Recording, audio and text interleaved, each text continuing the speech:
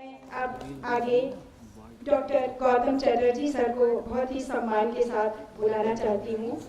Sir ने नाट्यशास्त्र, ध्रुपद, बनारस घराना, काशी शैव दर्शन तथा आदि पर अपना महत्वपूर्ण कार्य किया है और नाथ वाचस्पति जैसे सम्मान से आप सम्मानित हुए हैं।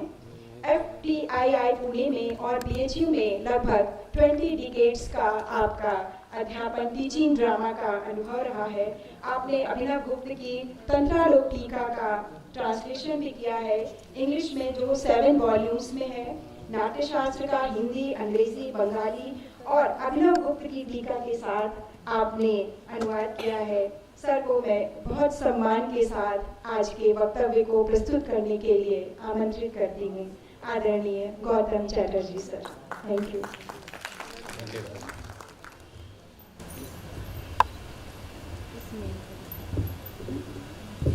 श्रद्धेय गुरुजनों एवं प्रिय मित्रों, पूरी भारतीय ऋषि परंपरा की ओर से आपका अभिनंदन करता हूँ, क्योंकि जिस तरह की बातें, जिस सुंदर शब्द हम सुनते आ रहे हैं, उसमें पूरी ऋषि परंपरा ही हमें सुनने को मिल रही है।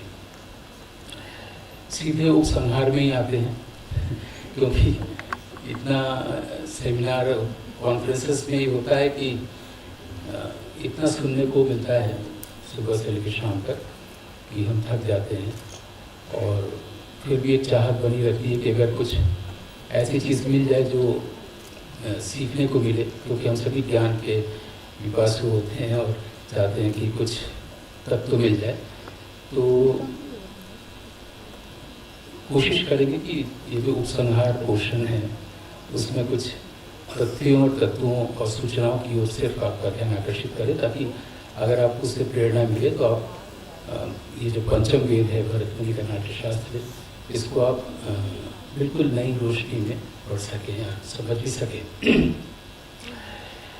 नाट्यशास्त्र में नाटक में म्यूजिक का कैसे क्या रोल है और कैसे यूज़ है, इस पर हमको कहा गया है बोलने के लिए। लेकिन मैं कहाँ से बोलूँ, ये नहीं कि वो विषय है और एक ही तत्व पर करीब 40 दिन तक बोला जा सकता है, ऐसा नहीं है।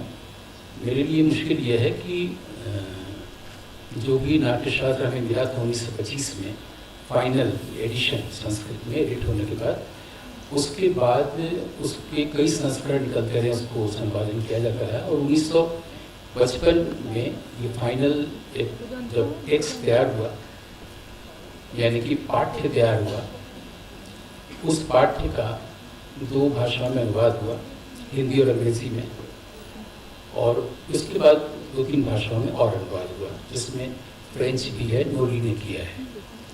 तो ये जो हिंदी अंग्रेजी का पाठ्य आया बाबूलाल शुक्ल शास्त्री और मनमोहन घोष का, उसी आधार पर उसको पढ़ने लगे, समझने लगे, और डायरेक्ट जो रामकृष्ण कवि का एडिशन है गायकवाड़ का, उसको भी संस्कृत में जानने वाले लोग पढ़ने लगे।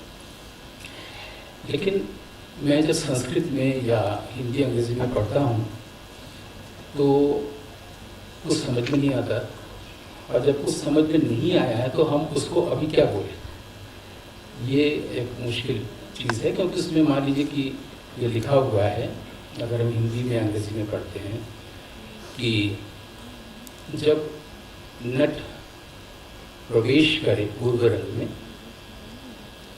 तो प्राविशिक स्थान पर अर्दिता ध्रुवा का प्रयोग आश्रावणा विधि से विष्कंभक और वर्धमानक का प्रयोग करते हुए नांदी पाठ किया जाए, ये लिखा हुआ है, मान लीजिए। अब एक वाक्य में अगर 14 शब्द हैं तो उसमें तो 11 टेक्निकल टर्म्स हैं, और वो टेक्निकल टर्म्स तब से आज तक वैसे ही हैं। तो इसलिए जब स्टूडेंट इसको पढ़ने जाता है, विद्वान और विद्यार्थी, पाठक और पारखी, तो क्या समझता है, ये मैं समझने की कोशिश करता रहा हूँ पिछले 40 सालों में, 4 दशकों में, और मुझे लगा कि शायद कुछ भी नहीं समझा गया है। क्या समझा जाए, अर्दिता ध्रुवा कैसे गाई जाती है, आश्रावणा क्या होती है, और जब हम समझेंगे नहीं तो उसको रिलेट कैसे करेंगे अभी से। तो ये है कुल मिला के कहने का तात्पर्य कि उसको कैसे बोले, कैसे बताया जाए। ध्रुवा गायन एक प्रोफेसर कर रही थी संस्कृत नाटक में, करती हैं वो बनारस में ज्ञान प्रभा की ओर से जब भी संस्कृत नाटक होता है। तो मैंने उनसे पूछा ध्रुवा गायन कैसे करती हैं, तो उन्होंने बोला कि एक श्लोक दे दिया जाता है और उसे कहा जाता है किसी भी राग में गा दो, मैं गा देती हूँ। और हमारे जो दर्शक हैं वो या श्रोता, वो इतने वर्षों से संस्कृत नाटक में ध्रुवा गायन ऐसे सुनते आ रहे हैं। ये एक उपसंहार है या कह सकते हैं कि ये प्राविष्की है। तो क्या हमें किसी और विधि से पढ़ना चाहिए नाट्यशास्त्र को, और वो विधि हमें कहाँ मिले अगर हमारे पास गुरु नहीं है तो कैसे पढ़े नाट्यशास्त्र को, ये दिक्कतें हैं। तो जो विषय हमें दिया गया है, कहा गया है व्यंजन आर्ट्स की ओर से, मधु जी और उनकी पूरी टीम की ओर से, उनका मैं आभारी हूँ, कृतज्ञ हूँ कि भारत नाट्य शास्त्र में नाट्य संगीत या नाटकीय संगीत का प्रयोग कैसे किया गया है। पहले तो भारत इन शब्दों को देख ली तो बात पूरी हो जाएगी। भारत एक वैदिक सभ्यता या वैदिक संस्कृति की ओर में ले जाता है ये शब्द भारत, और ऐसा नहीं है कि हम बहुत पीछे चले जाते हैं ऐसा बोलते ही। वैदिक संस्कृति बोलते ही बहुत साल पीछे, 28,000 साल पीछे। ये ऐतिहासिक दृष्टि से देखना होता है, लेकिन ऐसे नहीं देखना चाहिए। अगर हम उस संस्कृति को अभी जीते हैं तो हम वैदिक संस्कृति या वैदिक सभ्यता को जीते हैं। इस तरह से हम लोग उस संस्कृति का पुनर्नवा करते हैं या रिकंस्ट्रक्शन करते हैं। और हमारे यहाँ वेद हो या पंचम वेद हो, कहा गया कि सुनने की चीज़ है, पढ़ने की चीज़ नहीं है। इसके लिए एक शब्द आया है अनुश्रव, कि ये सिर्फ सुनने की चीज़ है। और हमारे जो गुरु शिष्य परंपरा में इसको गुरुमुख विद्या कहा गया है, उसमें शिष्य तो वो है जो कोई किताब से पढ़ के सीखता है, किसी व्यक्ति के माध्यम से हम सीखते हैं या देख के सीखते हैं, और वो विद्वान बनते हैं जिनके पास विद्या होती है। लेकिन जो अनुश्रव करता है गुरुमुख से, वो सुन के फिर दूसरे को जब कहता है तो वो उसको शिष्य नहीं कहते हैं, उसको हमारे कहा गया अनुचाना, यानी उसने गुरुमुख से सीधे सुना और दूसरे को कहा। ये दो शब्द बहुत जरूरी है जानना। अब नाट्यशास्त्र या नाट्य वेद या पंचम वेद, इसको जब हम लोग पढ़ते हैं तो एज ऑफ रीजन में पढ़ते हैं। आज जो हम लोग का जो युग है वो तर्क बुद्धि का युग है, और जब इसकी रचना हुई है 5वीं शताब्दी ईसा पूर्व में, बुद्ध के बाद और मौर्य डायनेस्टी से पहले, तो तब एज ऑफ इंट्यूशन था, अंतर्दृष्टि का युग था। इसलिए हम लोग इसको पढ़ते समय पहली गलती ये करते हैं और अपनी अपनी व्याख्या देने लगते हैं, जिसमें अलग इंटरप्रिटेशन की जरूरत नहीं है, लेकिन इंटरप्रिटेशन ये देना है। जैसे हमारे यहाँ जितने भी प्रारंभिक काव्य हैं, महाकाव्य हैं, तो उसको हम लोग उस अंतर्दृष्टि को पकड़ के अलग अलग कहानियाँ, नाटक और बहुत कुछ लिख सकते हैं, नाट्यशास्त्र की व्याख्या कर सकते हैं। लेकिन इसको भी सबसे पहले फंडामेंटली देखना बहुत ज़रूरी है कि ये एज ऑफ इंट्यूशन के में लिखा गया है, और ये इस युग को हम लोग कभी भी अपने लिए उपलब्ध कर सकते हैं। यानी अभी अगर हम अभी एज ऑफ रीजन में है, अगर कोई भी रीजनिंग के साथ बात करते हैं, एज ऑफ रीजन से एज ऑफ इंट्यूशन में हम अभी जा सकते हैं। वो इस तरह से कि हम लोग जो कि बोलते हैं वो उसके शब्द चाहिए, शब्द के लिए वाक्य चाहिए, वो विचार बनता है, थॉट, और उससे फिर हमारे पास लैंग्वेज बनता है, वो होता है माइंड, उससे हम लोग बोलते हैं। यानी थॉट नहीं है, शब्द नहीं है, माइंड नहीं है, तुम बोल नहीं सकते। और सारा चीज़ की समझ हम उसी से बनाते हैं कि माइंड या इंटेलेक्ट एक ही चीज़ है, जिसे अध्यात्म में ईगो और अहंकार भी कहा गया है। एक तो वाक जो स्पीच हमारा इस पर डिपेंड कर रहा है, तो बिना शब्द के आप बोल नहीं सकते, बिना मन के नहीं बोल सकते, यानी बिना थॉट के नहीं बोल सकते। लेकिन भारतीय परंपरा जो वाक की परंपरा है वो इसकी परंपरा रही ही नहीं है, जिसको मैं अंतर्दृष्टि का युग कह रहा हूँ। वो है कि प्रतिभा चाहिए किसी भी चीज़ को समझने के लिए या किसी चीज़ की रचना करने के लिए। जब हम कहते थे कि किसी जड़ बुद्धि के व्यक्ति को भी गुरु मुख से सुनकर शास्त्र सिखाया जा सकता है, लेकिन वो कविता की रचना नहीं कर सकता, प्रतिभा चाहिए। इस प्रतिभा को वाक से जोड़ के हमारे यहाँ कहा गया है कि वाक के जो 4 स्तर हैं, जो है परा, पश्चिमी, मध्यमा और वैखरी। तो प्रतिभा के लिए जितने भी हमारे काव्यशास्त्री हैं, भी राजशेखर वगैरह की बात की, सभी ने लड़की और आदि गाँव, ये लोगों ने ये कहा है कि पीछे से आती है। प्र का मतलब ही है पीछे से आना। तो पीछे से आने के लिए सभी ने एक व्याख्या दिया है कि पीछे जन्मों के संस्कार से प्रतिभा तैयार होती है। पीछे का मतलब ये नहीं है, पीछे का मतलब है परा स्तर से, जो हमारे कॉन्शियसनेस का, हमारी बात का पहला स्तर है परा या ट्रांसेंडेंटल कॉन्शियसनेस। भारतीय दर्शन जो है वो ट्रांसेंडेंटल इंसाइट या ट्रांसेंडेंटल कॉन्शियसनेस का दर्शन। तो ये परा स्तर से हमारी चेतना में कोई चीज़ रिफ्लेक्ट करती है। तब जब हम मन को शून्य कर चुके होते हैं, मन की बात नहीं मानते हैं और नो माइंड स्टेट पे आ जाते हैं, और कठिन लग रहा होगा लेकिन सुनना पड़ेगा।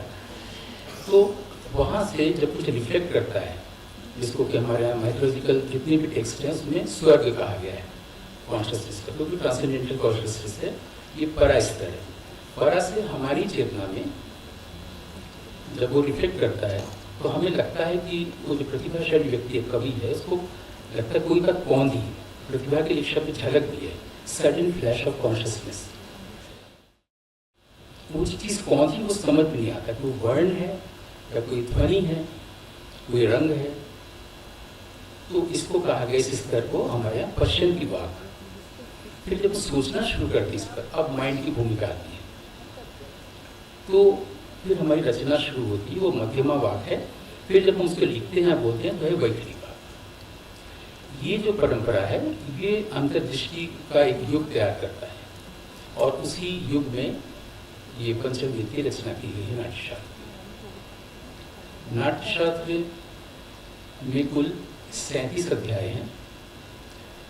37वां अध्याय जो है उसमें जो ज्ञान है, भारतीय ज्ञान, दर्शन, विद्या, उसकी गुप्त बातों को कहा गया है जो सबके लिए नहीं है, इसलिए उसको 36वें अध्याय में मर्ज कर दिया गया है। उस अध्याय का नाम है गुह्य तत्व कथन अध्याय। इस तरह से कुल 36 अध्याय हुए। इन 36 अध्यायों में जो प्रारंभिक 5 अध्याय हैं ये प्रीलिमिनरी हैं, अगर उनको हटा देते हैं, और आखिर में जो 2 बचते हैं वो है कॉम्प्लीमेंट्री। ये अगर आप प्ले करने जा रहे हैं तो इन बातों का ध्यान रखें। इस तरह से कुल जो मूल नाट्यशास्त्र है, नाट्यवेद है, जो सब्सटेंस है, वो 29 अध्याय हुए। अब उन्होंने अभिनय के जो 4 अंग हैं उसका क्रम बनाया, सात्विक, आंगिक, वाचिक और आहार। भले समझाने के लिए लिखा आंगिक, वाचिक, सात्विक, आहार, लेकिन ये क्रम बनाया, और उन्होंने पूरे 29 अध्यायों को इस तरह से ही क्लासीफाई किया। प्रथम 2 जो अध्याय हैं वो सात्विक को बताते हैं, फिर 20 तक आंगिक है, फिर वाचिक है 26 तक, 27 तक सिद्धि अध्याय तक, और उसके बाद आहार्य है। संगीत आहार्य का ही हिस्सा है। ये जो हम लोग बोलते हैं कि संगीत अलग से नहीं है और नाटक में ही है, उसी में अनुस्यूत है, इसको बोलने की जरूरत क्या है? क्योंकि समझने के लिए, अध्ययन करने के लिए उन्होंने ये अध्याय बनाए, अध्ययन के लिए अध्याय है। लेकिन पहले चैप्टर से लेकर आखिरी चैप्टर तक, चाहे वो 37 की दृष्टि से देखें या 29 की दृष्टि से देखें, वो संगीत शुरू से अंत तक है। अलग से उसको स्पेसिफाई इन्वर्टेड कॉमा में नहीं है। ये संगीत का भी पूरा ग्रंथ है, संपूर्ण ग्रंथ है, आकर ग्रंथ है, नाटक का भी है, नृत्य का भी है। हम लोग आज अलग अलग पढ़ाई करते हैं, इसलिए संगीत और नाटक जब अलग हो गया तो उसको एक में देखने की कोशिश कर रहे हैं। एक्चुअली इसमें है ही नहीं। पहले अध्याय से लेकर के आखिर तक उन्होंने ये संगीत उसमें अनुस्यूत है, और उन्होंने जो हम लोग इसको कैसे पढ़ें इसकी एक दृष्टि दी है। आज इसको हर्मेन्यूटिक्स कहते हैं, जिसको हमारे मीमांसा दृष्टि कहते हैं, और हमारे यहाँ के सारे जो ग्रंथकार होते थे उस दृष्टि को पहले ही अध्ययन में रख देते थे, क्योंकि उनको पता था कि आने वाले समय में लोगों को समझने में दिक्कत हो सकती है। ऋषि मुनियों का कोई देशकाल नहीं होता है, वो इस ढंग से, क्योंकि वो उनकी भाषा मन से नहीं बनती है, अंतर्दृष्टि से बनती है, परास्तर से आती हुई भाषा होती है, इसलिए वो जो जिस भी चीज़ को उपचार देते हैं वो अतीत नहीं बनता, वो अपना शाश्वत वर्तमान पा लेता है। इसलिए रामायण हो, चाहे महाभारत हो, चाहे वेद हो, चाहे पंचम वेद हो, ये जब तक वर्तमान है, शाश्वत वर्तमान है, वो तब तक रेलिवेंट है। क्योंकि हम समझ नहीं पाते हैं, इसलिए कहते हैं कि उसकी उपयोगी चीज़ों को ले लें और अनुपयोगी चीज़ों को हम लोग छोड़ दें। उसमें एक भी वर्ण ऐसा नहीं है जिसको जो सर्वथा अयोग्य है। तो ये तो का भरत को हम भरत या भरत संस्कृति को, वैदिक संस्कृति को समझने का ढंग। फिर है नाट्यशास्त्र, ये हम लोगों ने समझा संक्षेप में, भारत के नाट्यशास्त्र। अब आता है कि उनके समय में उन्होंने क्या बताया कि नाटक में संगीत का प्रयोग कैसे किया जाए। ये विषय बनाया गया है कि उनके समय में, यानी कि नाट्यशास्त्र में कैसे बताया गया है कि नाटक में संगीत का प्रयोग कैसे किया जाए। ये मुझे कहा गया बोलने को। इसमें संगीत को समझ ले तो जैसा कि शुरू में ही कहा गया, उन्होंने डाइजेस्ट भी तैयार किया है भरत ने, कि अगर आपको 37 अध्याय पढ़ने में दिक्कत हो तो आप सिर्फ संग्रह पढ़ लें, पूरे नाट्यशास्त्र को पढ़ना हो जाएगा। 11 संग्रह है, रस भाव अभिनव धर्मी, वृत्ति प्रवृत्ति सिद्धि स्वर आकृति गान। इनको पढ़ने से भी पूरा नाट्यशास्त्र पढ़ना हो जाएगा। अब हम लोग जो कह रहे थे कि पूर्व रंग जब हो तो नट नटी जब प्रवेश करते हैं तो उन्होंने 5 स्थान निर्धारित किए हैं। उन 5 स्थानों पर ही नट खड़े होंगे, पीछे कुतब होंगे। वो 5 स्थान है एकदम आगे। अगर आप न्यूज़पेपर ऐसे पढ़ते हैं, न्यूज़पेपर को ऐसे उठा दिया जाए तो ये अप होगा, ये डाउन होगा। दर्शक की ओर से ये डाउन स्टेज है और ये अप स्टेज है। तो जो पहला प्रोसीनियम, जब आज हम लोग थिएटर देखते हैं तो जो वहाँ पर पहला है, जिसको हम लोग लेफ्ट अप कहते हैं, पहला, दूसरा बीच में, तीसरा सेंटर पर, और ये पीछे 5, ये 5 स्थान प्रवेश के लिए और प्रस्थान के लिए नटों के लिए बनाए गए। नट आके क्या करते हैं कि पूरा जो प्ले होने जा रहा है उसको इंट्रोड्यूस करते हैं अलग अलग भंगिमाओं में, और फिर इधर देख के बोलते हैं कि शायद सैनिकों की आवाज़ आ रही है, लगता है वो लोग आने वाले हैं, चलो चलो लोग चले, और चले जाते हैं।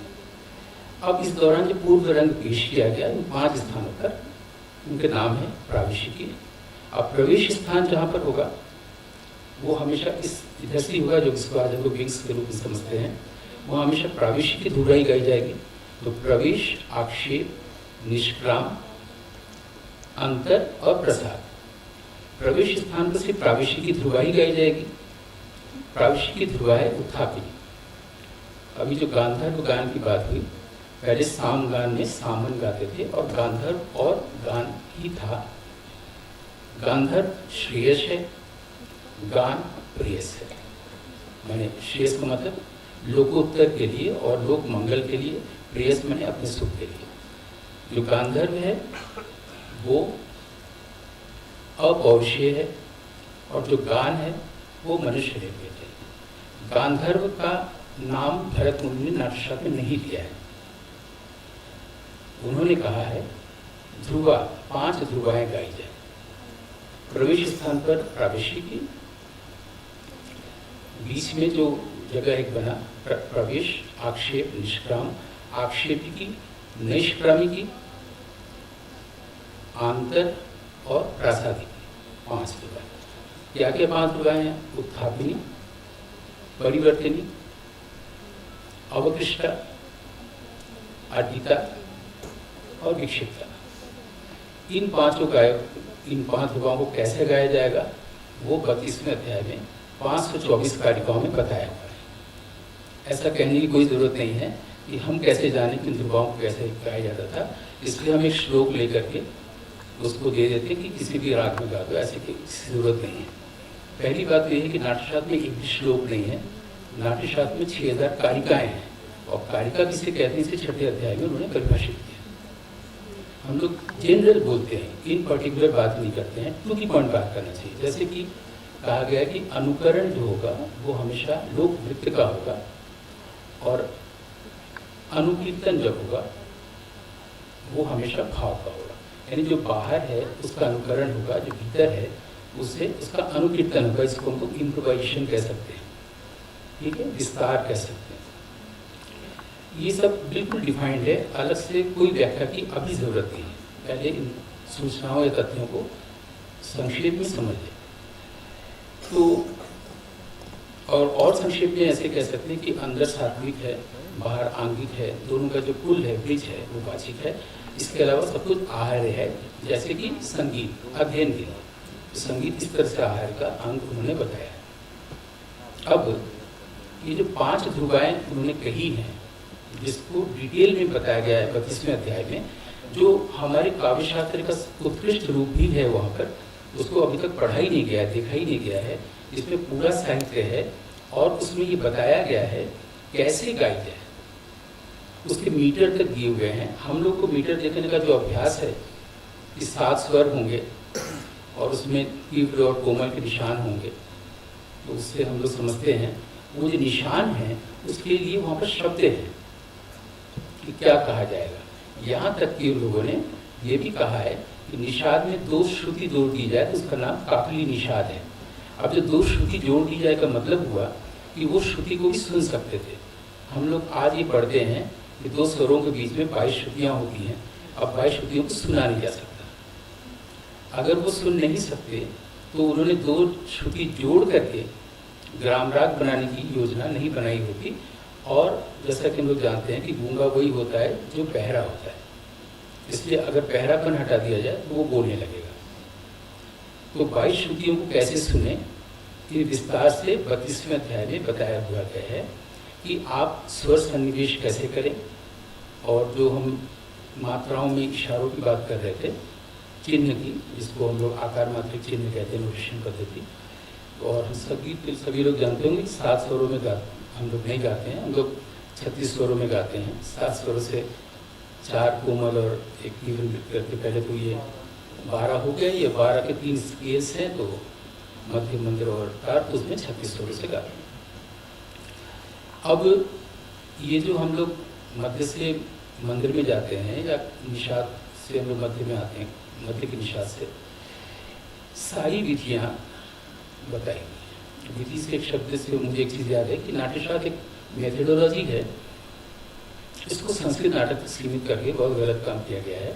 आप सैमुअल बेकेट का वेटिंग फॉर गोडो भी कर सकते हैं, शेक्सपियर का ओथेलो भी कर सकते हैं, और कोई नाटक कर सकते हैं पृथ्वी का, क्योंकि वो नाटक को करने का ढंग है। लेकिन उस जमाने में चूँकि संस्कृत भाषा में लिखा गया था, उन नाटकों को किया गया, तो हम लोगों ने उसको संस्कृत नाटक तक ही कन्फाइन कर दिया।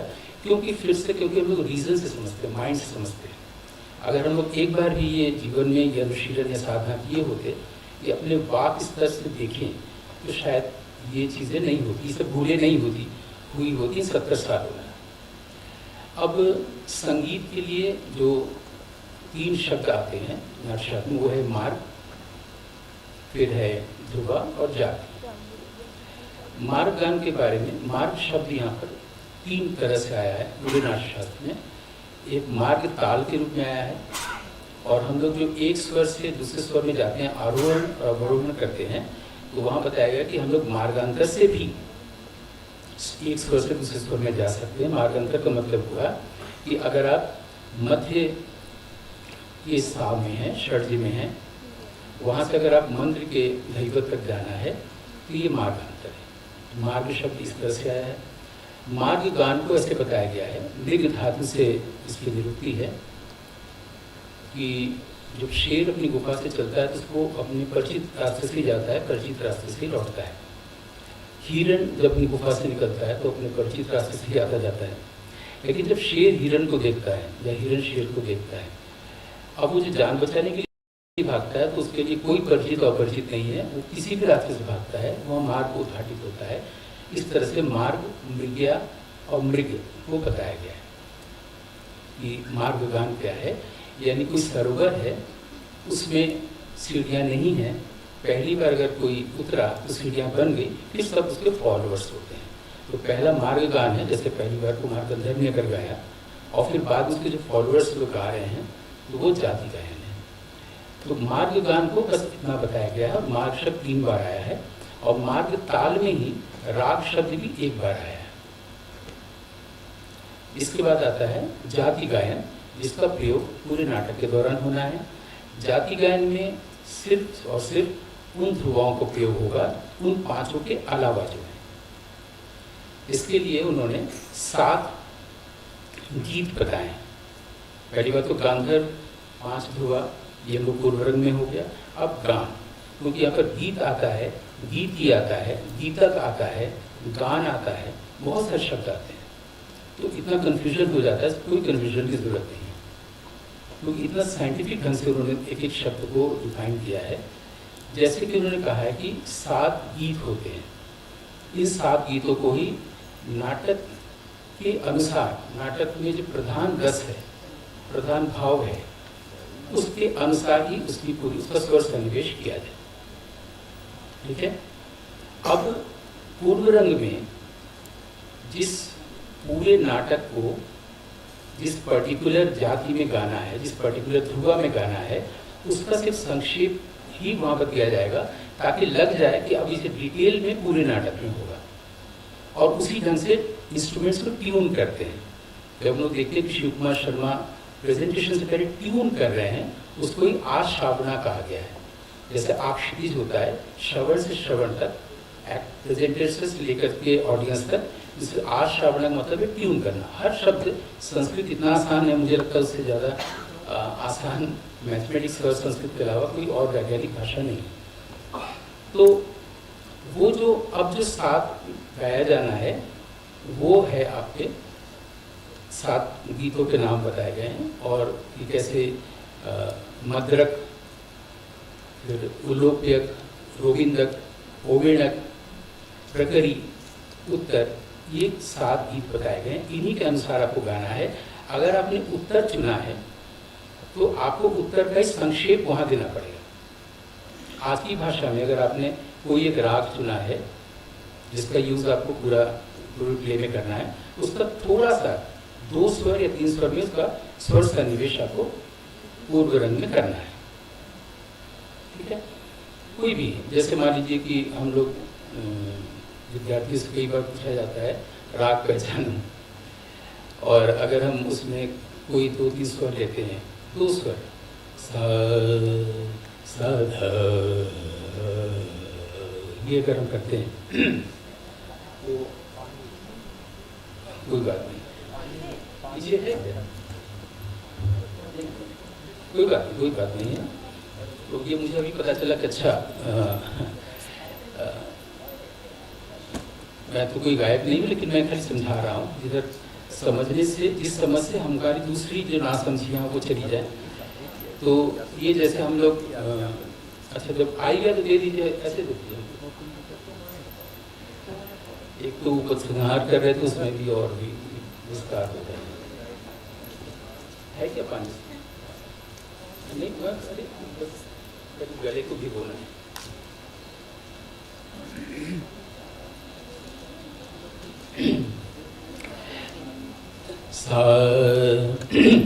साधा,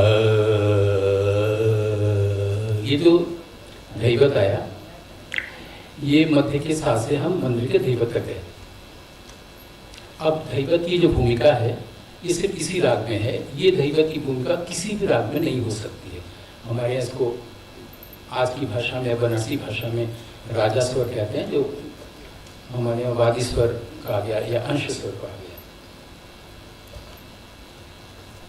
अब ये 2 स्वर हैं, ये इसको वो मैंने छोटा सा निवेश कहते हैं। बाकी जो विद्यार्थियों से जब समझ में नहीं आता बताओ कौन सा राग है, तो और भी चीज़ें बताते हैं। और ये हम लोग सा के बाद जो सा ध कर रहे हैं, इसमें जो सा कर रहे हैं कर्ण है, और ये जो हम लोग ध, ये आंदोलन है। आपकी भाषा में बच्चे जानते हैं। कर्ण और आंदोलन के लिए भी शब्दावली दी हुई है वहाँ पर। और फिर अगर हम धा के बाद नी प म प ध नी सा रे ध। अब ऋषभ पर जो हल्का सा लगा है इसके लिए भी शब्द दिया हुआ है। अब वहां की भाषा क्या है? ह्रस्व, दीर्घ, प्लुत, अल्प सारे शब्द दिए हुए हैं कि आप ऋषभ का अगर दरबारी में प्रयोग कर रहे हैं तो वहाँ पर अल्प लगेगा ऋषभ, मुल्तानी में अगर ऋषभ का प्रयोग कर रहे हैं तो अल्प लगेगा, वहाँ पर लिखा हुआ है। लेकिन तब मुल्तानी नहीं था, दरबारी नहीं था, तब जाति गायन और ध्रुवा गायन था, जो हमने 7 गीत बताए। तो अगर आपने आज दरबारी लिया है और वहाँ पर अगर आपने उत्थापिनी ध्रुवा लिया है या मद्रक लिया है, तो मद्रक को गाने के लिए आप पहले जो आलाप करेंगे वो स्वर आलापी राग में करेंगे, जो कि आज का है तो राग आलापी। तो पहले राग आलापी शब्द नहीं था। ऐसे ही हमारे यहाँ जो ये पद गायन है, ये लय और ताल नहीं होता है, ताल ही लय है, स्वर पद लय 3 ही चीज़ें होती हैं। और इसमें जो पद गायन है, पद शब्द पहले ही आया है, उस बाद में ध्रुपद बना, उससे पहले वो वस्तु रूपक का प्रबंध बना था, उससे पहले भी एक शब्द था खेला पद। आज जो हम लोग कहते हैं कि पर्शियन शब्द आया है ख्याल, और हमारे यहाँ का नहीं है, ऐसा नहीं है। खेला पद एक शब्द है जो शायद हम लोग पहली बार सुन रहे हैं।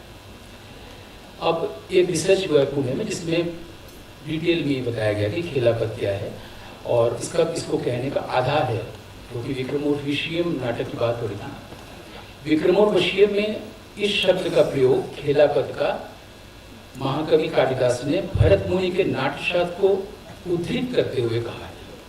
पता नहीं हम लोग का अब तक ध्यान क्यों नहीं था, जब ये रिसर्च ये आया सामने तब ध्यान गया कि विक्रमोर्वशीयम में ये शब्द आया है। और जब मतलब शर्मा जी ध्वनि पर एक अंतर्राष्ट्रीय सेमिनार कर रही थी काशी में 1998 में, तो कारण जी को बुलाया था, उन्होंने विक्रमोर्वशीयम ही नाटक की रिहर्सल शुरू किया था, इसमें हम सब लोग थे।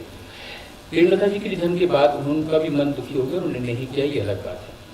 हम लोग सीधे आ जाए फिर आखिर में कि जो उनको शायद ये पता था पहले कि लोग आने वाले दिनों में नए नए राग बनाएंगे, है ना, और ये रागांग पद्धतियाँ होंगी और वेंकटमुखी होंगी, कई थाट बनाएंगे, और फिर भातखंडी जी 10 थाट बनाएंगे, और रविशंकर जी कोई राग बना देंगे, अलीगढ़ खान साहब मेवाती राग बना देंगे।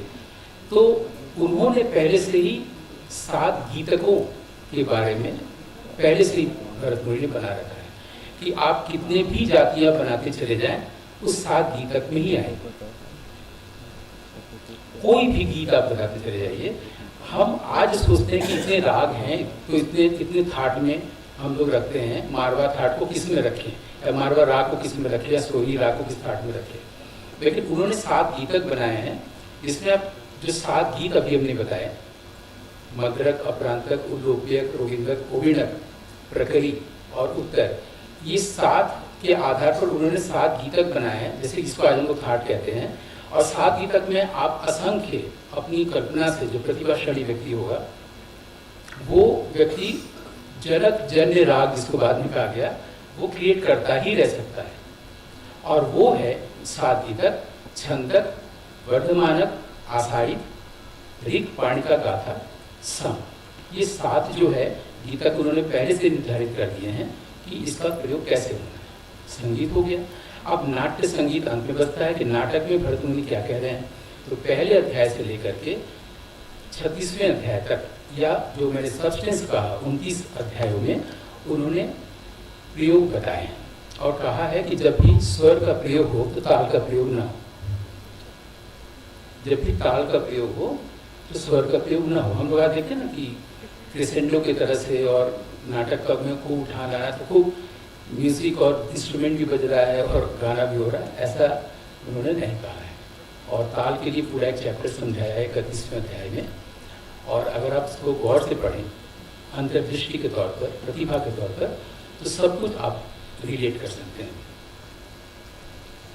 तो 31वें अध्याय में जो ताल के बारे में जो कुछ भी बताया गया है, हम लोग आज कोई भी ताल करते हैं, बोलते हैं ताल का जो हमारे पास अतीत है वो अधिकतम 1000 साल का है। ऐसा नहीं है। ताल के बारे में हम लोग जो भी करते हैं आजकल ताली खाली में, वहाँ भी इसको सशब्द क्रिया और निःशब्द क्रिया कहा गया है, कोई फर्क नहीं है। और कोई भी ताल जो हम लोग करते हैं, इसको बोलते हैं ताली खाली में दिखाते हैं, तो उसमें भी तो पहले धा या धिन आता है, लेकिन धिन सिर्फ लिंग होता है ना, ये तबला शिल्पी बोल सकता है कि वो धिन होता है, यानी कि एक मात्रा में 5 निवेश होता है, भरतमुनि कह रहे हैं। अब अगर एक कोई ताल ले लिया जाए कि धिन तिर इट धी ना तू ना कत ता तिर इट धी ना धी धी ना धिन, इसको हम लोग आजकल ठा कहते हैं। स्थायी जो प्रक्रिया अध्याय में संगीत अगर में पढ़ते थे, यहाँ पर इसको कहा गया है भरत के नाट्यशास्त्र में एक कल। फिर आज हम लोग जो 200 सालों से इसी को डबल करते हैं, दुगुन 3 करते हैं, तिगुन चौगुन करते हैं, वहाँ पर इसको कहा गया है द्विसंख्यात, त्रिसंख्यात। कहाँ दिक्कत है? एक निकटता से समझने में। अब हमारे यहाँ एक और चीज करते हैं, एक आवर्तन में दुगुन, मैंने बीच के किसी एक मात्रा से आपको उठानी पड़ती है, इसको दुगुन करना पड़ता है। बीच के किसी एक मात्रा से फिर तिगुन या चौगुन करना पड़ता है। क्या ये भरत के नाट्यशास्त्र में नहीं था? और ये बीच से उठाने वाला क्या है? अब प्रोफेसर लोग और विद्यार्थी लोग गिनते रहते, कहाँ से उठाएंगे? मान लीजिए यही 14 मात्रा का ताल जो कायदे हुआ, इसको अगर करना हो तो पहले जैसे ठा किया धीरे से, धिन तिर किट धी ना तू ना कत, धिन त्रिकट धी ना तू ना कत का त्रिकट धी ना धी ना धिन, है ना?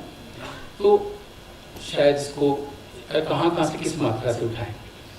धिन तिर किट धी ना तू ना कत ता तिर किट आदिन त्रिकट धी ना तू ना कत ता त्रिकट धी ना धिन।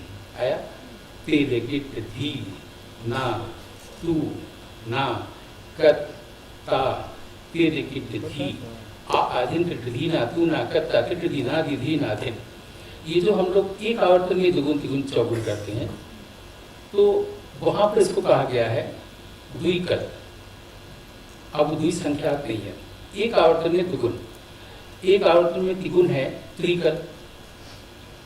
अब एक आवर्तन में जो दुगुन तिगुन चौगुन करते हैं, इसका ही प्रयोग नाटक के समय होगा। एक ताल को रिपीट करके दुगुन जब हम लोग कर रहे हैं, उसका प्रयोग नहीं होगा। एक आवर्तन में दुगुन होगा, द्विकल या चतुष्कल, उसका ही प्रयोग होगा तब जब नाटक श्रृंगार रस पर आधारित हो। इसलिए 8 रस को ढूंढना होगा कि मध्यम वायु का जो केंद्रीय रस है, जो कलर है, वो क्या है, और उसके अनुसार ही हमको पूरा डिजाइन करना होगा। उसी तरह से स्वर सन्निवेश की रूपरेखा बनानी होगी। अगर भय पर आधारित है, अगर वो दुख पर आधारित, शोक पर आधारित है, केंद्रीय मुख्य रूप से, फाइनली भरत वाक्य क्या कहता है, तो हमको उस ढंग से ही सोचना होगा। ऐसा दूसरे अध्याय से लेकर के, चाहे वो ताल के आधार पर कहा गया हो, हम लोग ये सब मात्रा अभी हमने बताया 5 निमेष की मात्रा होती है, तो उसमें शम्या, सन्निपात, ये सब शब्दावली हैं, इसको समझा जा सकता है। जो आज हम लोग बोलचाल में बोलते हैं, उन्हीं के लिए वहाँ पर शब्द है। तो ताल को कैसे करें, कैसे पहचानें, कैसे करें?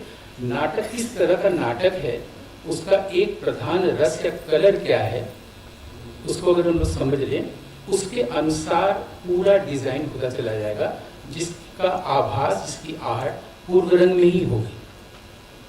और वहां से हम लोग उसकी आंच और आभा पूरे नाटक में देखते चले जाएंगे। वहीं से भी कुछ और कंफ्यूजन की जरूरत ही नहीं है, वो एक ही ध्रुवा चलती रहेगी, जो कि मैंने बताया कि 7 गीत और 7 गीतक, उसमें ही हमें मूव करना है। हमें अगर आसारित लिया है तो देखना है कि आसारित मार्ग आसारित होगा या चित्र पूर्व रंग है। शुद्ध पूर्व रंग और चित्र पूर्व रंग होता है, जो भाव आता है जैसे कि तांडव नृत्य शंकर ये नटराज का, शिव का, तो उसमें जब पार्वती जुड़ी तो लास्ट से भी जुड़ा। तो ये तांडव है, बहुत सुंदर नृत्य है। उसका मतलब ये नहीं कि समाज में पुरुषिया तांडव या घर में किसी पति या पत्नी का तांडव, ऐसा नहीं है। हम लोग उसको हमेशा क्रोध में लेते हैं क्योंकि मिसयूज कर चुके हैं शब्द का। तांडव को मतलब सुंदर नृत्य। अब इस नृत्य के लिए, इस भाव के लिए देखना पड़ेगा कि हम आसारित कौन सा लें, मार्ग आसारित लें या सिर्फ आसारित लें। अब इससे अगर कुछ रुचि आपकी बन पाई या तो अगर नाट्यशास्त्र पढ़ने का मन हुआ और पढ़ सके और उसको जीवन में ला सके, तो हमारे अजय चतुर्वेदी जी कहते थे पुनर्नवा जरूरी है। और जब हम पुनर्नवा कर रहे होते हैं तो नाट्यशास्त्र 2,500 साल पुराना नहीं रह जाता है। और जब हम उसको वेटिंग फॉर गोडो भी उसी में करते हैं या इडिपस भी करते हैं या बर्टोल्ट ब्रेस्ट का कोई नाटक लिखा हुआ करते हैं, तो हम उसका पुनर्नवा करते हैं तो वो 2,500 साल पीछे का नहीं रह जाता है, अभी वो सिग्निफिकेंट हो जाता है। यहीं पर विराम थे। हमारी भारतीय परंपरा में तो अंत नहीं होता है, विराम और विश्राम होता है। और सुनना कोई नहीं चाहता है। बोलने वाली की ये चीज़ें आपने देखी थी, इसकी सीमाएँ क्या हैं। तो यहीं पर विराम लेते हैं। बहुत बहुत धन्यवाद।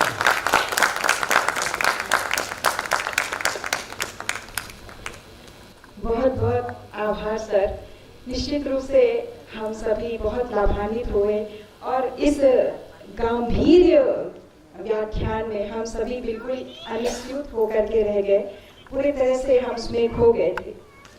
सर ने विविध पारिभाषिक शब्दों के, नाट्यशास्त्र के विभिन्न पारिभाषिक शब्दों, गांधर्व, गान, 5 ध्रुवाओं, अनुकीर्तन, अनुकरण और अनुश्रव, अनुचाना इत्यादि विभिन्न शब्दों को सर ने बहुत ही अच्छे तरह से, बहुत ही विस्तार पूर्वक समझाया। और निश्चित रूप से हम तो समझते हैं कि सर, मैं स्वयं एक विद्यार्थी हूँ